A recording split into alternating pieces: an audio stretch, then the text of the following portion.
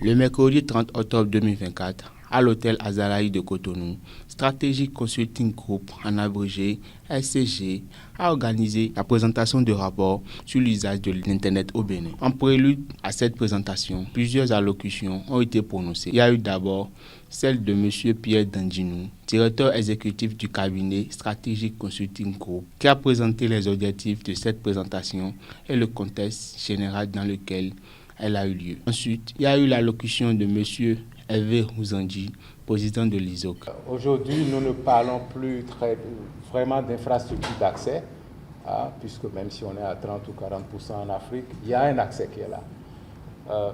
On ne crie plus trop, parce qu'avant les conférences, c'était le divide. C'est-à-dire que, je ne sais pas comment essayer de faire en sorte que tout le monde soit connecté.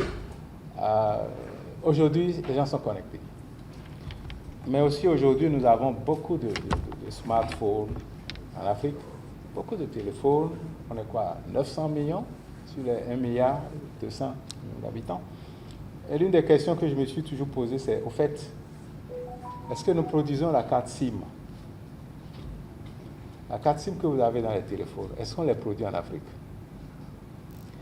Donc là, il y a déjà un problème au niveau de nos infrastructures, n'est-ce pas? Et les gens vont parler de souveraineté numérique, c'est sûr, mais la souveraineté numérique, ça fait partie de tout ça.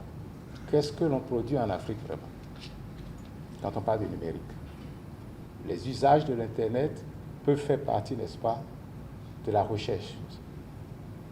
Tout simplement parce qu'il ne s'agit plus seulement de l'Internet.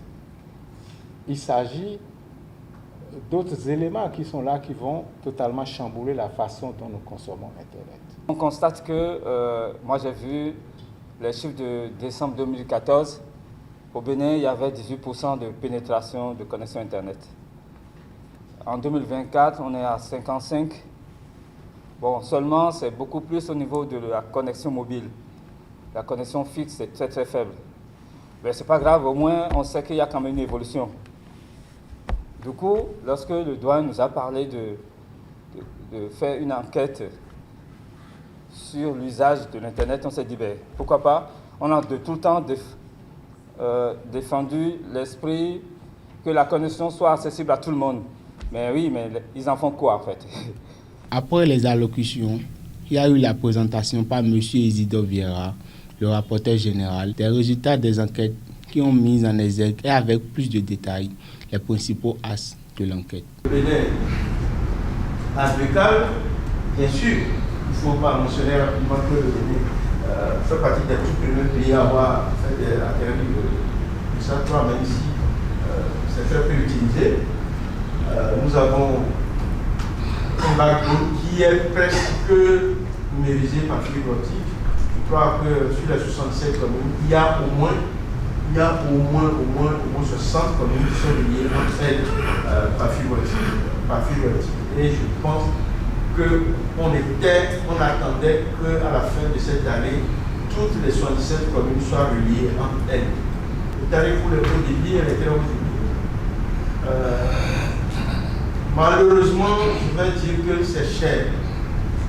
C'est cher, même si il y a des indicateurs qui montrent que dans la sous-région, les prix sont moindres.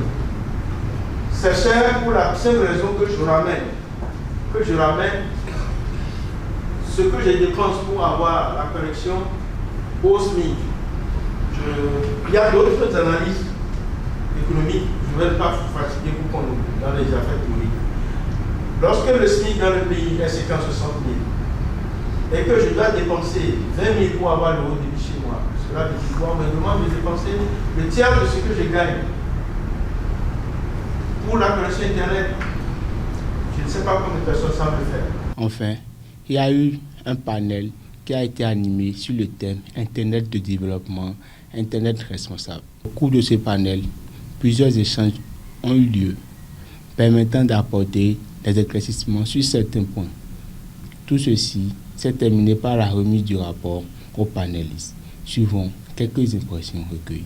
Vous savez, toutes ces dernières années, nous avons travaillé pour amener l'Internet, n'est-ce pas, en Afrique. Donc nous avons beaucoup parlé d'infrastructures d'accès, n'est-ce pas? On a parlé beaucoup plus de la sécurité, voilà. Et là, nous nous sommes rendus compte qu'en fait, il faut aller au-delà pour voir un peu l'expérience du client, le client que l'on sert, l'usager qui utilise nos systèmes d'information. Qu'est-ce qu'il en fait au fait?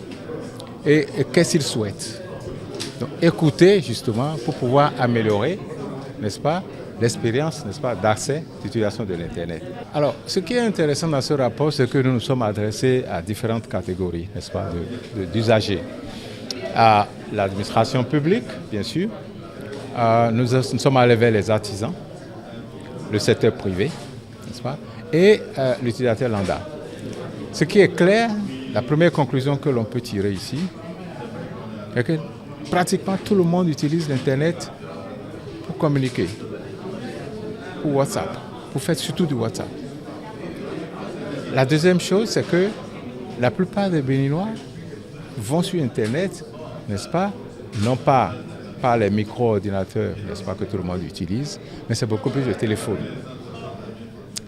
Cela veut dire quelque chose. Nous n'avons fait qu'un travail de base. Nous avons lancé un projet. Maintenant, il faudrait que tout le monde se sente responsable. Parce que ce n'est pas le petit nom qu'on connaît, nos moyens qu'on a mis en place pour réaliser ça. C'est pas, nous ne sommes pas là nécessairement, nous, pour, disons, on va poursuivre l'étude certainement. Mais il faut qu'avec d'autres personnes, d'autres entités, on peut se dire, voilà. Ce rapport, ce que nous avons fait ressortir, c'est que la population béninoise utilise Internet, mais doit pouvoir l'utiliser mieux. Doit pouvoir l'utiliser pour leur mieux-être. Et à ce titre-là, il est nécessaire qu'ils soient formés, qu'ils soient informés de ce que Internet peut jouer de rôle plus important que ce qu'ils en font aujourd'hui. Ce rapport, nous l'avons commencé en février 2024 et on vient de la finir. Nous avons parcouru des villes béninoises comme Cotonou, Porto-Novo, Parakou, Calavi, Natitengu, bref, les grandes villes du Bénin. On a enquêté au total dans les 20 000 personnes.